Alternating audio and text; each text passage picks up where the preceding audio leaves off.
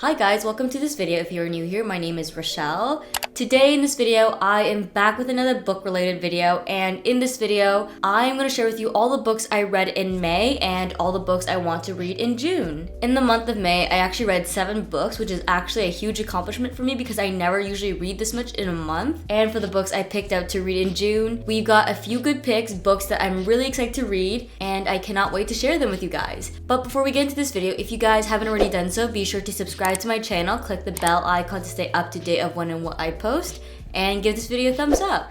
And without further ado, let's get into this May wrap up and June TBR. The first book I read in May is Happy Place by Emily Henry. This is a romance novel. This book is about Harriet and Wynne. They have been the perfect couple since they met in college until they broke up 6 months ago, and they still haven't told their best friends. Because they haven't told anybody about their breakup yet, they find themselves sharing a bedroom on a getaway vacation to a cottage in Maine with their best friends. Because they can't seem to break their best friends' hearts, they pretend that they are still together on this week-long vacation. So if I'm gonna be completely honest, I was kind of hesitant to pick up this book because I kind of decided last year that I would give up on Emily Henry books. I mean, I read Beach Read, I liked it, but then I read People We Meet on Vacation and I didn't like that at all, and then I read Book Lovers and I didn't like that as well. So because I didn't like 2 of her books, I was kind of nervous to pick up Happy Place in the case that I didn't like it as well. But to my surprise, I actually liked Happy Place. I actually liked it a lot more than Beach Read. Something I really liked about this book is how it switches timeline between past and present. I also really like how it explored the relationship between Harriet and Wynne and this tight-knit friend group. Something that stood out for me was this dynamic between this group of friends. It really just felt so wholesome to me. Reading this book didn't feel like reading any other romance because it didn't only just focus on the relationship between the 2 love interests. I don't really know how to explain it. It just felt more than a romance. Like, there's romance and then there's also friendship as well. Anyways, I ended up giving this book a 4.25 star rating. The next book I read is Magnolia Parks by Jessa Hastings. This is a romance and a contemporary fiction novel. This is the first book in the series and there are currently 4 books out. This book is literally the British version of Gossip Girl. The 2 love interests are so similar to Chuck and Blair. The relationship between Magnolia and BJ is just very toxic. Magnolia dates other guys to hurt BJ and BJ sleeps with other women to hurt Magnolia. And they practically do this on purpose, which can be quite infuriating, but somehow I don't get annoyed with this toxic dynamic. I found it so entertaining and it eventually became addicting to me. In this book, we have a lot of pulp culture references, and usually that would annoy me because I find that it just ages the story, but I didn't mind it at all, which is kind of surprising to me. Before reading this book, I've heard reviews where some people liked it and then some people didn't, but I love this book. I gave this book a 5-star rating, and that rarely happens. The next book I read is Meet Me at the Lake by Carly Fortune. This is a romance novel that follows Fern. She spent 24 hours roaming around Toronto with an artist named Will. The timing was wrong, but their connection was undeniable, so they made a pact to meet up with each other 1 year later. Fern showed up, but Will didn't. In the present day though, at 32, Fern is back home running her mother's Muskoka Lakeside Resort, something she vowed she would never do. She needs a lifeline, and to her surprise, it comes in the form of Will, who is 9 years late. This book also flips back and forth between past and present. I absolutely love this feature in books because you get to see the difference in dynamic between the characters, and you also get to see how they've changed and grown over time. I really enjoyed this book. The characters are likable. Towards the end of the book, we also find out why Will didn't honor the pact. I feel like it's just so easy to automatically think of him as a jerk for not showing up, but then when the answers are revealed, I honestly just felt for him. It made me like his character 1,000 times more. So I ended up giving this book a 4.25 star rating. The next book I finished reading in the month of May is All About Love by Bell Hooks. This is a nonfiction self-help novel. In 13 chapters, Bell Hooks examines her own search for emotional connection and society's failure to provide a model for learning to love. I found this book very eye-opening and informative. Belle provides a new path to love that is both healing and redemptive.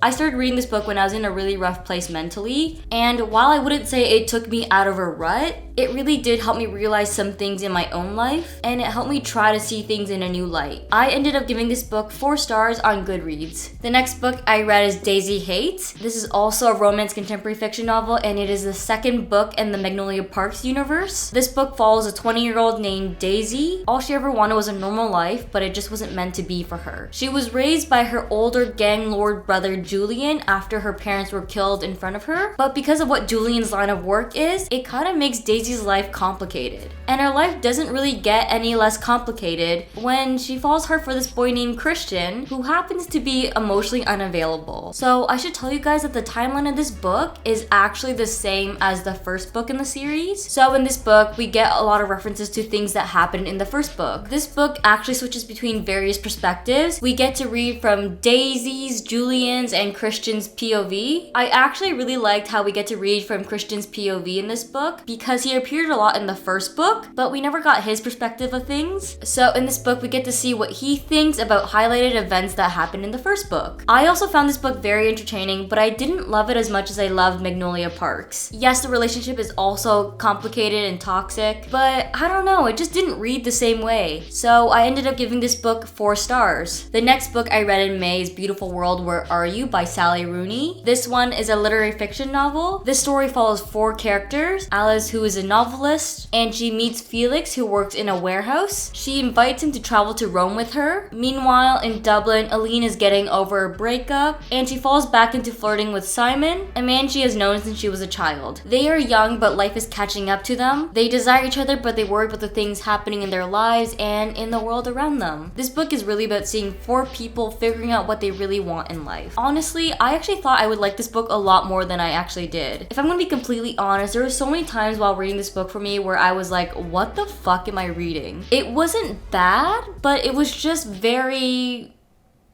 spiritual, and I just didn't really expect that at all. I ended up giving this book a 3-star rating. It was like an okay read, but it's not something I would recommend. The next book in this list is Factory Girls by Michelle Gallen. It is about Maeve, who wants good final exam results so she can earn her ticket to go to school in London. In the summer of 1994, she takes a job working in a shirt factory with her best friends, working alongside Protestants to earn some money for London. However, working in the factory is not easy, and there are quite a bit of challenges and new discoveries. I did not like this book at all. Actually, I didn't even finish it. I DNF'd this book at page 103. I have actually never stopped reading a book so soon in my life. A lot of things that I don't like in books were in this one, unfortunately. The way the dialogue was written, it annoyed me, and it made all the characters unlikable. The pacing of the story was slow, and every chapter was so long. I kid you not, every chapter is at least 30 pages long. And if you do the math, I only read about 3 chapters before I decided not to finish this book. And reading the first 103 pages, I can tell you that nothing interesting has happened. I was constantly waiting and hoping that at some point something would pique my interest, but it never came. And so I kind of just gave up on this book. I am so disappointed in this book because the premise actually sounded like a good one. The last book I read in May is To All the Boys I've Loved Before by Jenny Han. This is a YA romance novel. It follows Laura Jean, who has never openly admitted her crushes, but instead she wrote each boy she ever loved a love letter. She sealed it and hid it in a box, but one day the letters have been suddenly mailed out, and it causes all her crushes to confront her about the letters, including the boy who was her first kiss, the boy from summer camp, and her sister's ex-boyfriend. I thought this book was actually a cute romance, but because there is a movie out for this book already, and I've watched it, I just couldn't help myself compare the book to the movie. I definitely feel like the film was a lot better than the book. When reading this book, you can definitely tell that it was a YA read, and the characters kind of annoyed me a little bit more because they acted a little more like children. Although they were teenagers in high school, I feel like the characters in the film were a little bit more mature and kind of more high school-like. This book was enjoyable, but I wouldn't say it's one of my favorite romances, so I ended up giving this book 3 stars.